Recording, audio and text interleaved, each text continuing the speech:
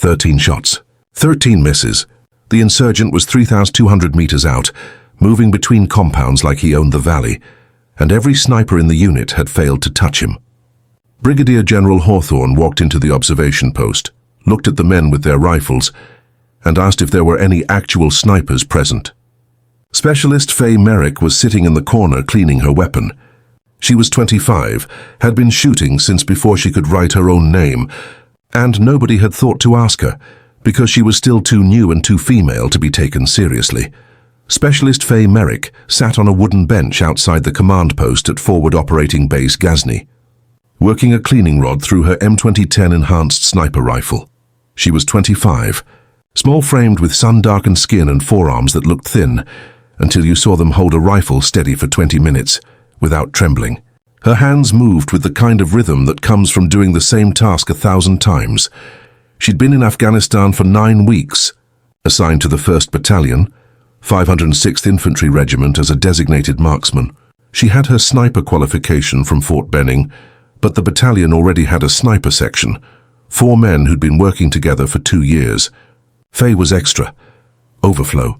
She pulled security shifts, ran convoy overwatch, and stayed quiet.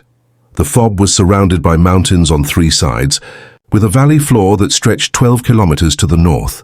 Taliban fighters used that valley constantly, moving supplies and weapons between Pakistan and Kabul. Everyone knew it. Stopping it was harder. Want more stories about soldiers who proved their worth when it mattered most? Hit subscribe and don't miss the next one. Faye grew up in eastern Kentucky, in a hollow where the closest town had 900 people and 1 stoplight. Her father worked in the mines until his lungs gave out. Her mother cleaned houses. They didn't have much, but they had land, 40 acres of hills and woods that her grandfather had left them. Her uncle Darren taught her to shoot. He'd been Army infantry in the First Gulf War, came home with a bad knee and a patience for teaching that he didn't have for much else. He started her on a .22 rifle when she was 6. By 10, she was shooting his old Remington 700 at targets he'd set up across the ridges. By 15, she could hit a dinner plate at 800 yards in wind that made the trees bend. Darren didn't baby her. He taught her the same way he'd been taught, with math, wind charts, and repetition, until her body understood what her brain was calculating. He made her track her own data, write down every shot, every condition, every miss. He told her that shooting wasn't about talent. It was about paying attention. When Faye joined the Army at 19, she went straight for infantry after the restrictions lifted. She wanted sniper school. She tested into it after 2 years and finished 7th in her class of 40. Not the top, but solid, consistent. The kind of shooter who didn't make spectacular shots but never made the same mistake twice.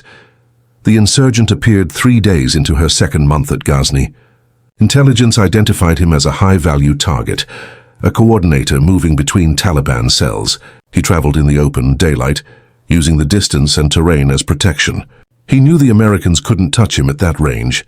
The battalion sniper section tried first. Staff Sergeant Dominic Ortiz, the section leader, was a solid shooter with 6 years of experience. He set up in the observation post with his spotter and took the first shot at 3,100 meters. Miss. The wind in the valley was unpredictable, swirling between the mountains. He adjusted and fired again.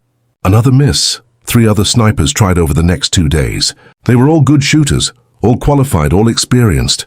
The target kept appearing at different times, always at extreme range, always moving just enough to make the shot nearly impossible.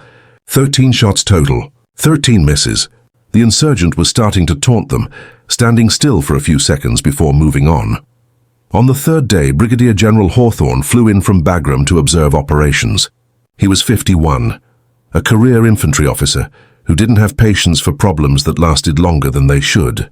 He walked into the observation post while Ortiz was setting up for another attempt. Hawthorne watched through a spotting scope as Ortiz missed again. He didn't yell. He just asked, in that calm way senior officers have when they're actually furious, whether the battalion had any snipers who could make this shot or if they were just practicing missing. Ortiz's jaw tightened. He started to explain the variables, the distance, the wind, the heat mirage. Hawthorne cut him off. He asked if there was anyone else in the battalion with sniper qualification who hadn't tried yet.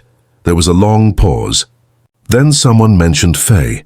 Hawthorne asked why she hadn't been included. Nobody had a good answer for that. They just hadn't thought of her. Faye heard about it before anyone came to get her. Word traveled fast on small bases. The general wanted her in the observation post. She felt her stomach drop. She wasn't afraid of the shot. She'd made harder ones in training. But this wasn't training. This was 13 failures in front of the entire battalion, and now they wanted her to try because they'd run out of other options.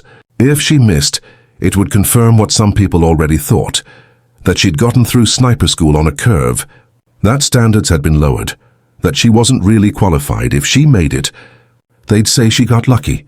She thought about her Uncle Darren. He'd told her once that the shot doesn't care about the politics around it. The bullet doesn't know if you're supposed to fail or supposed to succeed. It just goes where the physics take it. Your job is to read the conditions and do the math. Everything else is noise. She picked up her rifle and checked it for the third time that day, even though she knew it was perfect. Her hands were steady. Her breathing was controlled. But her mind was loud with all the ways this could go wrong. Then she stopped. She remembered something else Darren said. You can't shoot scared. Fear makes you rush. It makes you doubt. And doubt moves the crosshairs. She walked to the observation post. The observation post was crowded. General Hawthorne stood near the back. Ortiz and 2 other snipers were there, along with the battalion commander and several staff officers. Everyone was watching her. Faye set up her rifle on the sandbag rest near the window. She looked downrange through her scope. The target area was 3,200 meters out, a cluster of compounds where the insurgent had been appearing. He wasn't visible yet. Ortiz stood next to her as spotter. He gave her the data he'd been working with: range, elevation, temperature, barometric pressure. The wind was the problem. It changed every few minutes, gusting from different directions as it moved through the valley. Faye listened but didn't write anything down. She watched the valley. She watched the dust moving. She watched the heat waves rising off the distant compounds. She'd been watching that valley for 9 weeks from different positions, different times of day. She knew how the wind moved there. Morning thermals pushed north. Afternoon winds came east off the mountains. Right now, mid-morning, there was a rotating pattern where the wind shifted every 8 to 10 minutes. Ortiz called out wind data: 4 miles per hour, left to right. Faye shook her head slightly. She said it was about to shift. Give it 2 minutes. Ortiz looked skeptical but didn't argue. They waited. Faye watched the dust. Then it changed, just like she said. The wind dropped almost completely for maybe 90 seconds before it would gust again from a different direction. That's when the insurgent appeared. He walked out from behind a compound wall, visible, unconcerned. He'd done this before. Nobody could touch him. Faye settled into her rifle. Range 3,247 meters. Wind shifting but currently minimal. Temperature 89 degrees. Target moving slowly left to right. She had maybe 30 seconds before the wind changed again. Faye did the calculations in her head, adjustments she'd made so many times they were automatic. She accounted for the Coriolis effect at this range, the spin drift of the bullet, the slight uphill angle. She put the crosshairs not on the target, but where he would be in the 4.8 seconds it would take the bullet to arrive. She controlled her breathing, exhaled halfway, felt her heartbeat. Between beats she squeezed the trigger. The rifle recoiled. The sound cracked across the valley. Through the scope she watched the bullets trace, a slight shimmer in the air. It seemed to take forever. Then the insurgent dropped. The observation post went silent. Ortiz was on the spotting scope, confirming. He called it hit center mass, target down. The silence broke into chaos. Officers talking over each other, someone on the radio calling it in, soldiers asking what the range was. General Hawthorne walked forward. He looked through the spotting scope himself, confirming the distance with the laser rangefinder. 3,047 meters. He turned to Faye. She was already clearing her rifle, her movements mechanical, professional. He asked her how long she'd been watching that valley. She said 9 weeks, sir. Different positions, different times. She knew how the wind moved. He asked why nobody had consulted her earlier. She didn't answer that. It wasn't her place. Hawthorne looked at Ortiz. He didn't say anything. He didn't have to. Then he looked back at Faye and told her to join the sniper section. Effective immediately. The shot was recorded officially at 3,247 meters. It wasn't a world record, but it was the longest confirmed kill in the battalion's history and one of the longest in theater that year. More importantly, it eliminated a target that had been operating freely for weeks. Faye moved into the sniper section that afternoon. Ortiz didn't fight it. He was professional enough to recognize what had happened. She hadn't just made a lucky shot. She'd read conditions that everyone else had missed because she'd been paying attention while they weren't.